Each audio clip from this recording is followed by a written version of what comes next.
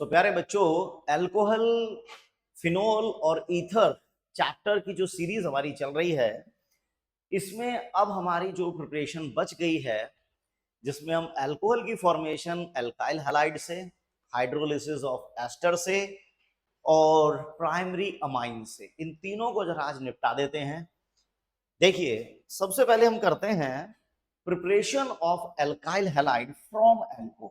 देखिए, preparation of alcohol from alkyl halide। देखिए, from alkyl halide। देखिए, इसमें क्या है, CH3CH2Cl। यहां पर हम या तो एक्वस KOH करें या एक्वस NaOH करें या फिर मॉइस्ट सिल्वर ऑक्साइड करें। मॉइस्ट सिल्वर ऑक्साइड, क्योंकि इन तीनों में से जो OH माइनस होगा वो एक न्यूक्लियोफाइल होगा, और जब एक न्यूक्लियोफाइल दूसरे न्यूक्लियोफाइल को सब्स्टिट्यूट कर देता है तो that is called nucleophilic substitution. लेकिन क्योंकि हमारा जो एल्काइल हैलाइड है इधर वो प्राइमरी है, तो प्राइमरी एल्काइल हैलाइड में जो मैकेनिज्म फेवर करता है दैट इज SN2, एक ट्रांजिशन स्टेट के थ्रू। चलिए, खैर फिलहाल वो तो बाद की बात हुई। तो यहां पर OH माइनस ने Cl को सब्स्टिट्यूट कर दिया via SN2 mechanism, no problem. देखिए, अगर हम secondary alkyl halide aqueous KOH या एक्वस NaOH या मॉइस्ट सिल्वर ऑक्साइड, तीनों में से कोई भी एक, मॉइस्ट मतलब वाटर होगा तो वाटर के साथ रिएक्ट करके AgOH बनाएगा और OH अगेन Cl को सब्स्टिट्यूट कर देता है, then you will get secondary alcohol via SN2 mechanism। लेकिन प्राइमरी ठीक है, सेकेंडरी भी ठीक है, लेकिन अगर हम टर्शरी अल्काइल हैलाइड ले लें तो क्या होगा? अगर हम टर्शरी अल्काइल हैलाइड लें साथ में एक्वस KOH या NaOH लें तो क्या होगा? देखिए, सीन ये है कि यहां पर टर्शरी अल्काइल हैलाइड में, टर्शरी अल्काइल हैलाइड जैसे जैसे अल्काइल ग्रुप बल्की होते चले जाते हैं, सब्स्टिट्यूशन कम हो जाता है और एलिमिनेशन थोड़ा थोड़ा बढ़ने लग जाता है। हमेशा सब्स्टिट्यूशन और एलिमिनेशन एक दूसरे से कंपीट करते हैं। अगर अल्काइल हैलाइड प्राइमरी या सेकेंडरी है तो सब्स्टिट्यूशन की डोमिनेंस रहती है, एलिमिनेशन लोअर साइड में होता है। लेकिन जब अल्काइल हैलाइड टर्शरी कैटेगरी में आ जाए और बेस भी अगर कोई स्ट्रॉन्ग हो जाए तो समझ लीजिए एलिमिनेशन का चांस बन गया है। तो यहां पर जो OH माइनस होगा, OH माइनस क्या करेगा, क्योंकि कहीं ना कहीं एक बेस का काम भी करता है, वाटर के मुकाबले में स्ट्रॉन्ग बेस का काम करेगा, और जो इंटरमीडिएट कार्बोकेटायन है वहां से डीप्रोटोनेशन करके कहीं ना कहीं एलिमिनेशन को फेवर कर देता है। इस तरीके से एलिमिनेशन फेवर होने लग जाएगा। तो यहां से आप KCl निकाल दो प्लस H2O एलिमिनेट कर दो। मींस अगर हम टर्शियरी अल्काइल हैलाइड ले रहे हैं तो सब्स्टिट्यूशन के बदले हमें एलिमिनेशन मिल रहा है, क्योंकि OH माइनस कहीं ना कहीं एक बेस का काम करेगा जो डीप्रोटोनेशन करके इंटरमीडिएट कार्बोकेटायन को एल्कीन में कन्वर्ट करेगा। लेकिन अगर हम यहाँ पर इसको वीक बेस के बदले वाटर से रिएक्ट करा दें तो वाटर तो इतना स्ट्रॉन्ग बेस नहीं है, तो यहां पर चांस है एल्कोहल का, यहां पर एल्कोहल का चांस बन जाएगा। तो यहां पर एल्कोहल का चांस बनेगा। ये काम की बात है कि देखिए, जब तक एल्काइल हैलाइड 1 डिग्री या 2 डिग्री है तो कहीं ना कहीं एलिमिनेशन रिएक्शन सब्स्टिट्यूशन पर डोमिनेट करता है। लेकिन जब एल्काइल हैलाइड टर्शरी हो जाए एंड स्ट्रॉन्ग बेस हो जाए, एल्काइल हैलाइड, अच्छा ओहो मैं उल्टा लिख दिया, मैंने उल्टा कर दिया। अगर जब तक अल्काइल हैलाइड 1 डिग्री या 2 डिग्री है तो सब्स्टिट्यूशन डोमिनेट करता है, लेकिन टर्शरी और स्ट्रॉन्ग बेस हो जाए तो my dear student elimination substitution पर डोमिनेट करने लग जाएगा। तो टर्शरी अल्काइल हैलाइड में आप चाहते हो तो सब्स्टिट्यूशन हो, तो यहाँ पे बहुत ही वीक बेस आपको लेना पड़ेगा जैसे कि वाटर। लेकिन एक बात और ध्यान रखिएगा मुन्ना, कि अगर हमने एल्काइल हैलाइड प्राइमरी सेकेंडरी जो भी है मॉइस्ट के बदले अगर हम ड्राई सिल्वर ऑक्साइड लेते हैं तो ध्यान रखिएगा ईथर की फॉर्मेशन हो जाती है। ठीक है ना, यहाँ से दो मॉलिक्यूल AgCl के एलिमिनेट हो जाएंगे और ईथर की फॉर्मेशन होती है। तो ये तो बात हमने कर ली formation of alkyl halide formation of alcohol from alkyl halide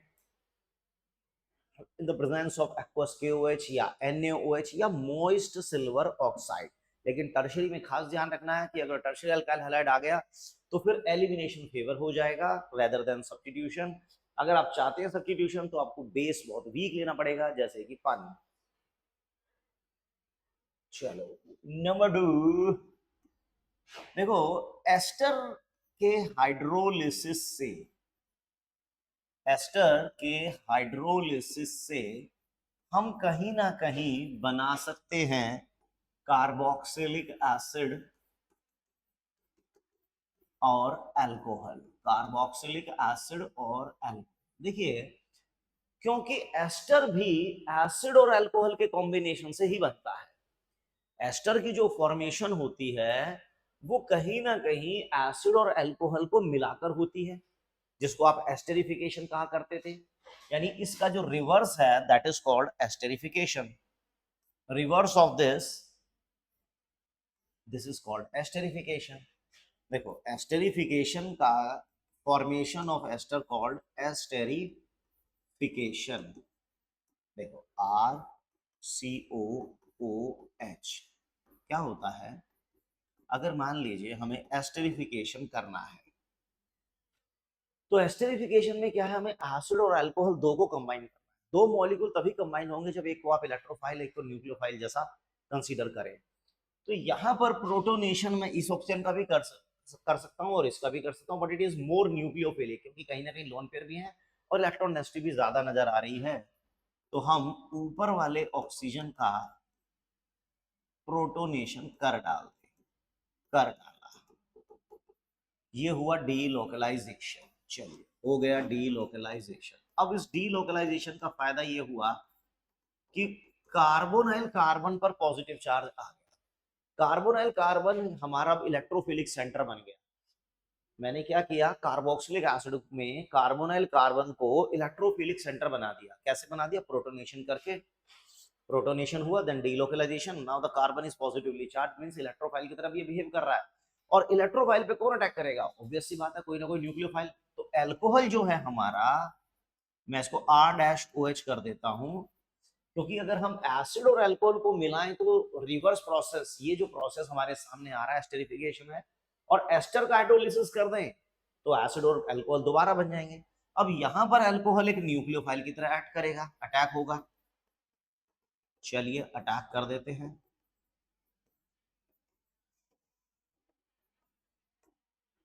ये हुआ डी प्रोटोनेशन, H निकल गया।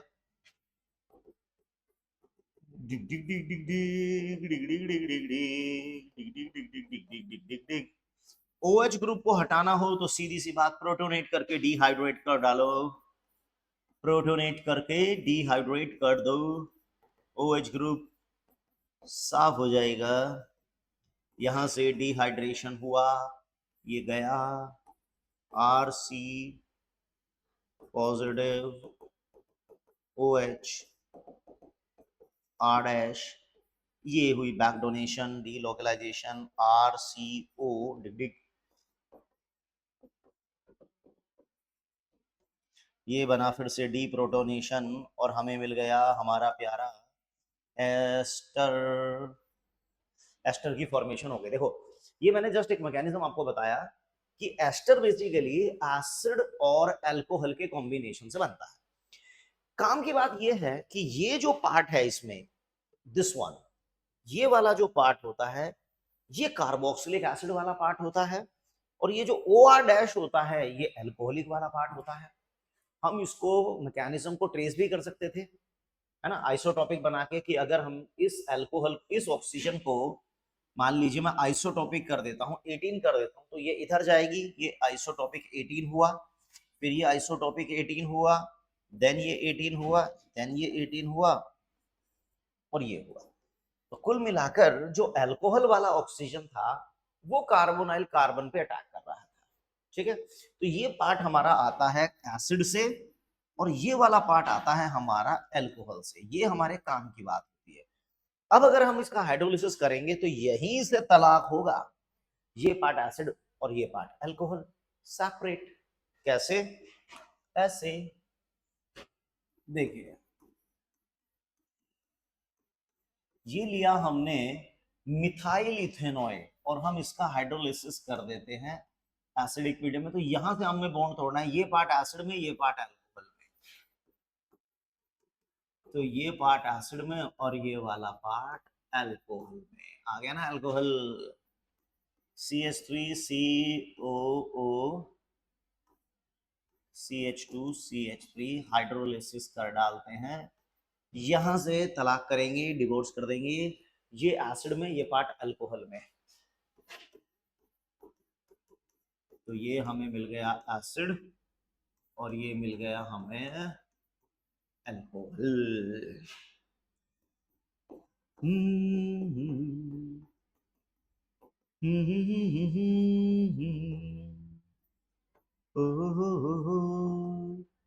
चलिए, यहां से क्या करना है हमें, बॉन्ड को यहीं से तोड़ना है। ये पार्ट एसिड में, ये part alcohol. This is benzoic acid and this is methanol. कहने का मेरा मतलब ये हुआ कि आपको ये पहचान होनी चाहिए कि कौन सा पार्ट अल्कोहलिक है, कौन सा पार्ट एसिडिक है। तो हमने एसिडिक और अल्कोहल दोनों पार्ट को अलग कर दिया है। किससे?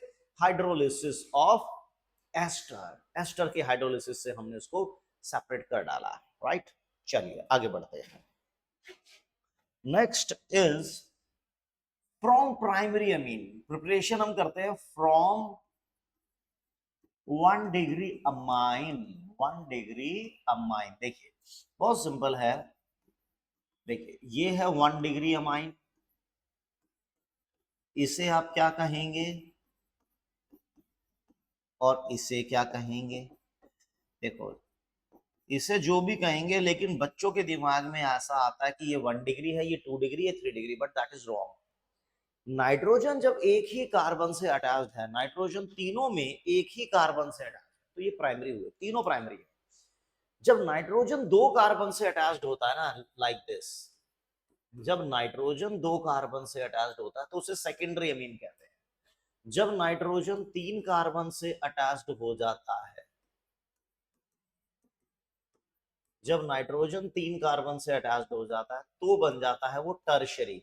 ये तीनों ही प्राइमरी अमीन है, तीनों ही प्राइमरी अमीन है। मैं इनको रिएक्ट करा रहा हूं NaNO2HCl। अब ये NaNO2HCl हम पहले भी देख चुके हैं डाइजोटाइजेशन प्रोसेस में कि NaNO2 प्लस HCl दोनों आपस में रिएक्ट करके बनाते थे नाइट्रस एसिड, जिसको हम HONO लिखते थे।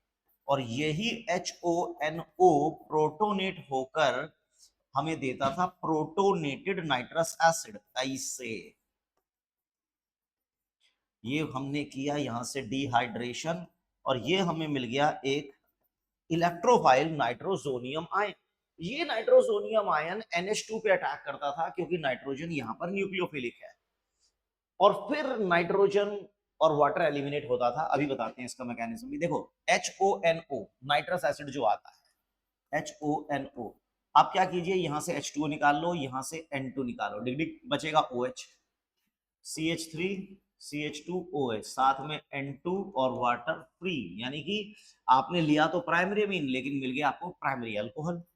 यहां पर भी HONO, फिर से वही HONO कर दो तो H2O और N2 निकल जाएगा, अगेन सेकेंडरी अल्कोहल आपको मिल गया, साथ में N2 प्लस H2। यहां पर भी यही ड्रामा करेंगे, HONO, फिर से वही H2O और N2 निकल जाता है, you will get tertiary alcohol. मतलब क्या हुआ, आपके पास अमाइन तो प्राइमरी ही थे, अमाइन तो आपके पास प्राइमरी ही है, 1 डिग्री, तीनों ही 1 डिग्री अमाइन है, लेकिन 1 डिग्री अमाइन से आप 1 डिग्री अल्कोहल, 2 डिग्री अल्कोहल और 3 डिग्री अल्कोहल की फॉर्मेशन कर रहे हो। 1 डिग्री, 2 डिग्री, और 3 डिग्री अल्कोहल की फॉर्मेशन कर रहे हो, साथ में कलरलेस ऑर्डरलेस गैस नाइट्रोजन भी इवॉल्व हो रही है। तो इसकी बेसिक खास बात यह है कि प्राइमरी अमीन से ही आप 1 डिग्री 2 डिग्री और 3 डिग्री अल्कोहल बना सकते हैं। देखिए डाइजोडाइजेशन में भी हम ऐसा ही करते थे, NO2 और HCl लिया करते थे और नाइट्रस एसिड प्रोड्यूस होता था। नाइट्रस एसिड से नाइट्रोजोनियम आयन प्रोड्यूस होता था। ये नाइट्रोजोनियम क्या कर लेगा, देखो ये नाइट्रोजोनियम अमाइन पे अटैक करेगा। देखो ऐसे इधर हुआ हमला, मैं इसको R मान लेता हूं, R मान लेता हूं, RNH2 डिग डिग डिग डिग, और नाइट्रोजन ने अटैक किया तो इसने अपने इलेक्ट्रॉन इस नाइट्रोजन को दे दिए, ये नाइट्रोजन बेचारा न्यूट्रल हो गया। चलिए प्रोटोनेशन गया बेटा, RNH लोन पेयर ऐसे। हमें क्योंकि mechanism is always product oriented, जो अपने को चाहिए उसी दिशा में बढ़ते जाओ। डी लोकलाइज, क्योंकि देखो हमें N2 निकालना है और वाटर भी निकालना है यहां से।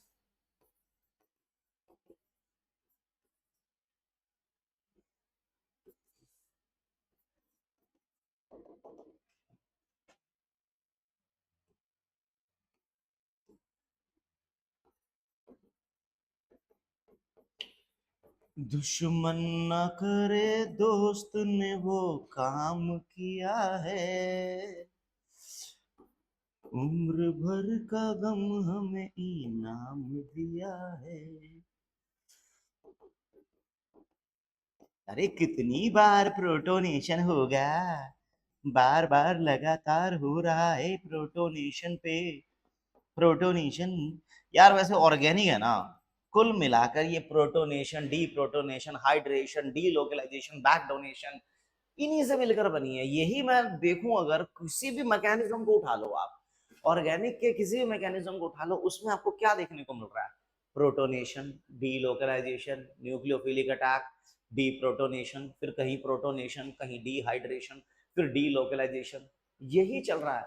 बस यही 7-8 स्टेप हैं, इनसे पूरी ऑर्गेनिक घूम रही है।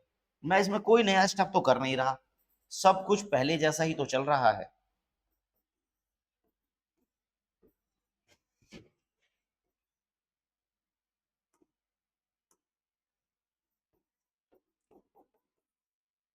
ये देखो नाइट्रोजन ही एलिमिनेट हो गया।